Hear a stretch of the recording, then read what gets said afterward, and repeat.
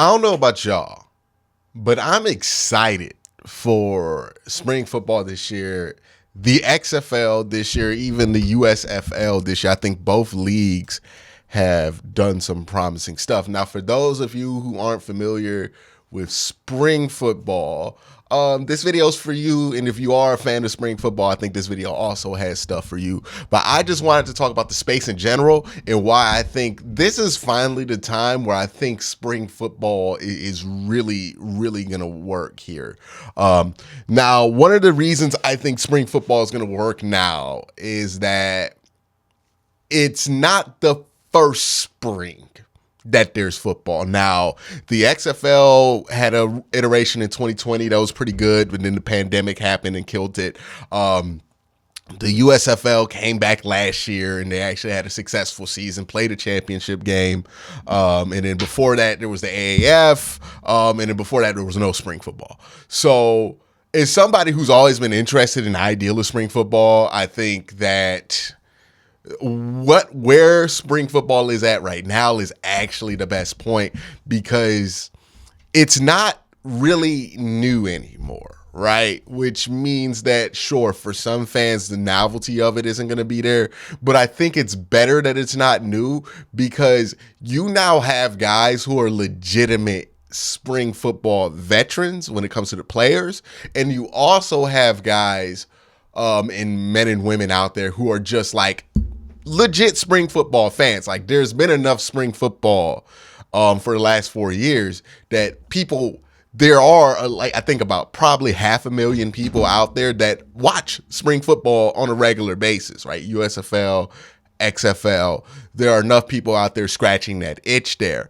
Now, one of the reasons I really think that that's going to be helpful is not only is there a built-in fan base, not only are there people who are kind of familiar with the whole new league stuff and how the XFL and these spring leagues work, I think also it's important that the players, right, that there are players that are used to playing in the spring, right? Because that can be an adjustment where these guys are used to being at different points in their training regimens, or maybe they're not playing football as regularly before a random spring league pops up. Now you have guys who, maybe they used to have to play in Canada, but the Canadian Football League doesn't really let guys just like slip over to the NFL or to America because they want to protect their league as well. So that really wasn't a great solution to find players. Well, now you have a whole group of players that are used to playing spring football in the United States, which means that when it comes to scouting these players, there's much more data available. When it comes to coaching these players, there's much more data available. And when it comes to getting the play week one to be good quality football, they are more used to doing that. They have done this before. Spring football is not really new anymore to the player base. And now spring football also has its dedicated fans. And it's not a lot, right? It's not the NFL. It's probably 500,000, I would say, diehard fans in the U.S. When it comes to spring football. They're going to watch both leagues. But that's better than none. And that's a better starting point than where they were. Another reason, and I think you could see where the benefit is if we look at the XFL's ticket sales, because this is one of the things I think is very important for spring leagues and any entertainment to factor in is the ticket sales, right? Because you want there to be an atmosphere when you watch live sports. If there is no atmosphere, the product becomes harder and harder to watch, right? That's why they did all the fake crowd noise in the USFL when they didn't have home games, or they did the fake crowd noise in 2020 when the NFL didn't have crowds, right? Because you need an atmosphere. It feels uncanny when you're playing without atmosphere, or it feels like a practice. The ticket sales, I think, are important. I think this is why the XFL, and I'll get into why I think the XFL is probably going to be a little bit more successful than the USFL. I think the XFL is a better television product, the way that they make their game, right? It's a fast game. The game is moving quick. It's high pace, and it's meant to be 3 hours long at most, right? It's not going to dip. It's not going to have all of these time holdups that you see in the regular football games. It's going to be quick and fast and moving. And anybody who watched the second version of the XFL in 2020 will be familiar with that. And I think that product, the 2020 product being as good as it was, built up a lot of goodwill, not just about the XFL when they made their comeback, but about spring football in general. And now we're seeing stuff like this where you look at the Arlington Renegades. They're going to be the first game on ABC. You look at them, they're almost sold out. Now, they're only selling tickets from this section here, like the lower bowl, and then this area. So all this stuff that's like the 300s level, they're not selling those. But that's pretty good. You know, that's probably about 30,000 seats that they filled right there. And I can tell you from experience, 30,000, that's the number you need to have a home field advantage, to have the crowd be loud enough on third down to really affect getting the play call in. 30,000 people is genuinely what you need. But it's not just that first game, right? Like you look here, the Houston Roughnecks ticket sales for their opening game is pretty strong. This is about what they did last year, not last year, in 2020. So that's very good. Without PJ Walker, I think that's fine. And then you have the Alamo Dome, right, where that's going to be another good environment where you're going to have over 30,000 people. Lower bowl seems to be sold out. I don't know if they're selling like the last few rows in the lower bowl. It doesn't seem like there's any like tickets that pop up there, but most of the lower bowl looks to be sold out. That's going to be about 30,000 people. It's going to be loud. It's going to be a great environment on television. It's going to look great on TV.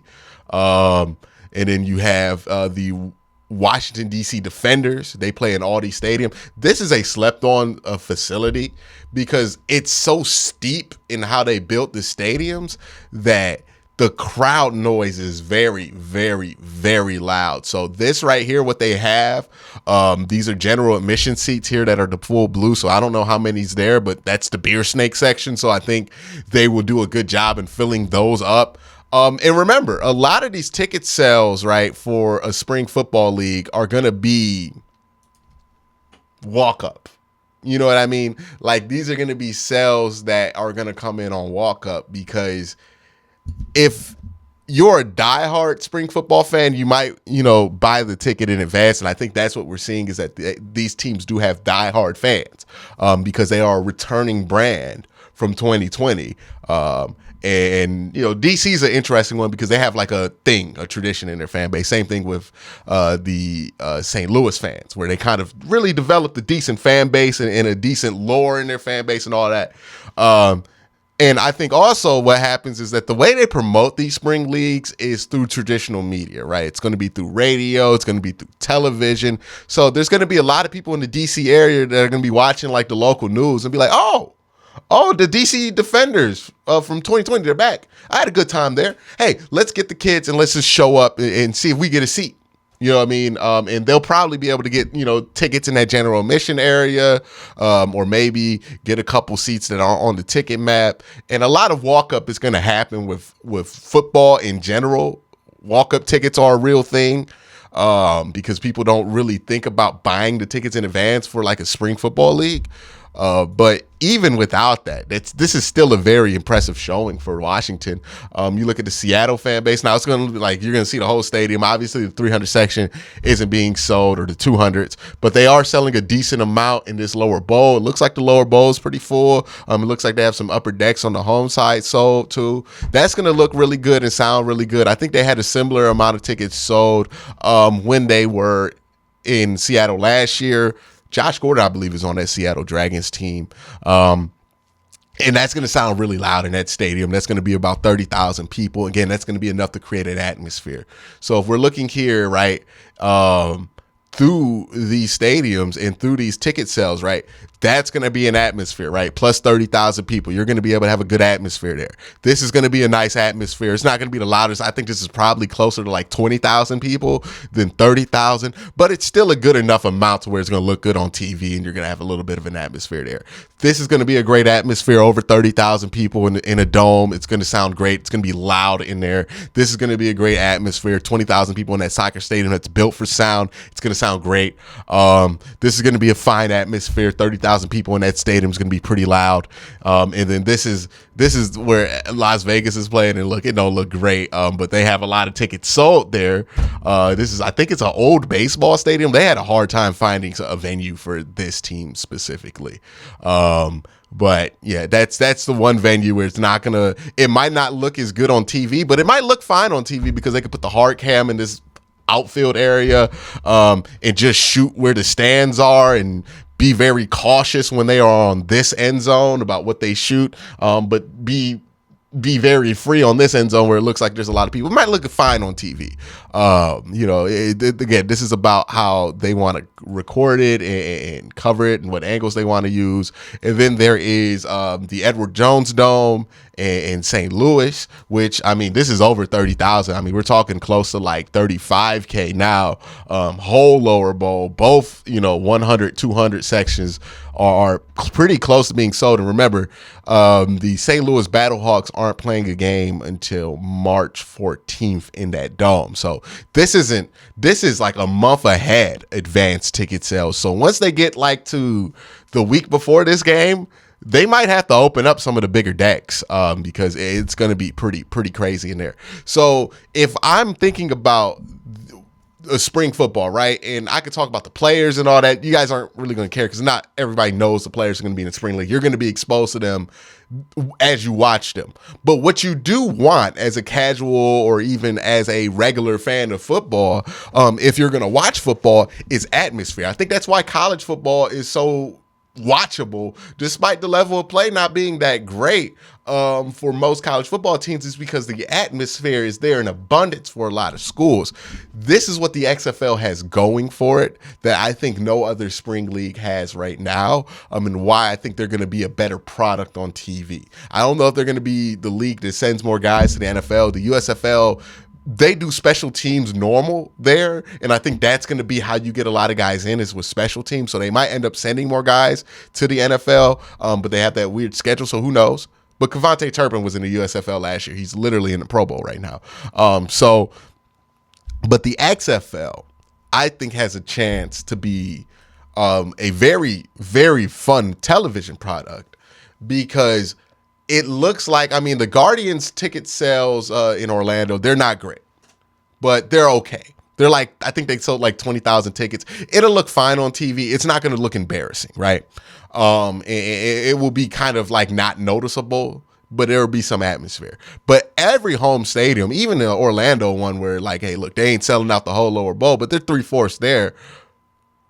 It all creates like these environments that are very easy to get into, right? Like when you're watching a football game and you don't have a fan of a team, you're usually rooting for the home team because the fans are going crazy. You want to see those fans get rewarded with a W.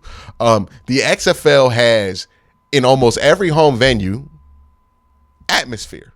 And in two of them, tremendous, right? Like San Antonio and St. Louis, that's going to be a tremendous atmosphere on TV. And that's what's going to draw in fans who might not follow the spring leagues all year or really care that much about the spring football stuff to know that the XFL is even playing this weekend. But you might turn on your TV, see a football game there and be like, oh, it's loud.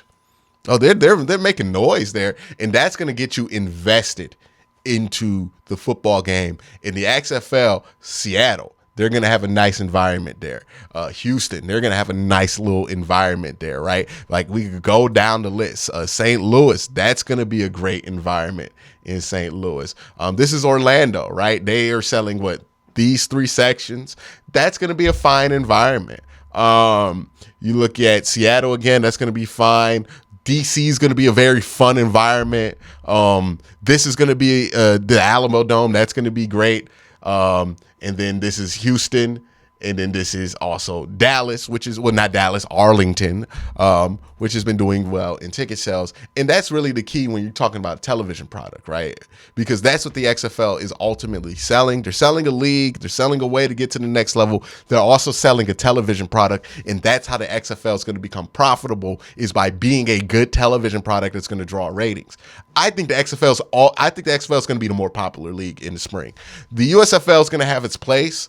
I think the USFL, even though they are kind of managing their stuff similarly like a television product by not having home games, I think they're going to be more useful for getting guys onto practice squads, and special teams guys catching on in the NFL.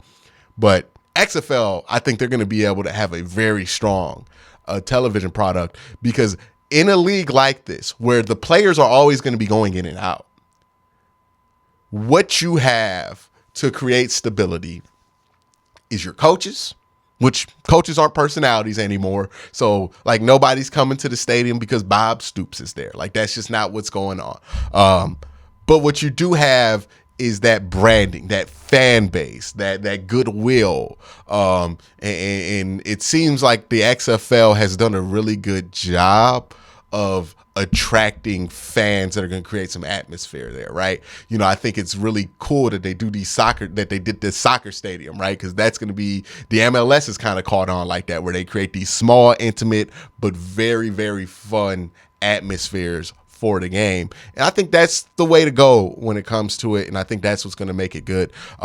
I think spring football is going to be good this year. I think the players, there's been enough spring football. There's enough spring football vets out there to where you're going to be able to have enough players playing at a high enough level to where the football is going to be very, very watchable. And I think if you want a level of play comp for spring football, it's like watching the SEC, but like instead of it being Alabama, Georgia, is like Florida versus LSU. You know what I mean? Like it's going to be, you're going to see some fun stuff. The level of play is fast, but it's not like you're seeing like the top end guys in the XFL. You're not going to really see any of that. You're going to see a lot of really good football players, but not any like crazy good football players. Some guys who might look crazy good in the XFL, but I think that's really how it's going to look. It's going to be a lot of solid football play, and these guys are veterans in these leagues. There's leagues competing now for players, which I think some people feel like it's going to dry up the pool of players.